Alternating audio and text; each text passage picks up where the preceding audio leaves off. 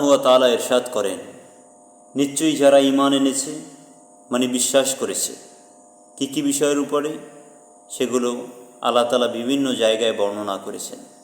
যারা ইহুদি হয়েছে এবং খ্রিস্টান ও সাবেঈন, যারা আল্লাহ ও শেষ দিবসে বিশ্বাস করে ও সৎ কাজ করে, তাদের জন্য পুরস্কার তাদের প্রতিপালকের নিকট আছে। তাদের কোনো ভয় নেই এবং তারা দুঃখিত হবে না। ঈমান এবং সৎ কাজ যেই করবে, আল্লাহর প্রতি ঈমান আনবে, তারপরে আখিরাতের দিবসের প্রতি ঈমান আনবে, নবী রাসূলদের প্রতি ঈমান আনবে, তাদের প্রতি ঈমান আনার ভিতরে কোনো পার্থক্য সৃষ্টি করবে না, ফেরেশতাদের প্রতি ঈমান আনবে।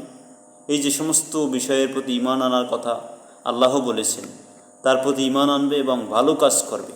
সে যে ব্যক্তিই হোক না কেন, সে হোক ইহুদি, হোক খ্রিস্টান, হোক সাবিঈন, যেই হোক না কেন, সে আল্লাহর কাছে সে পুরস্কার লাভ করবে, তার মানে জান্নাত পাবে।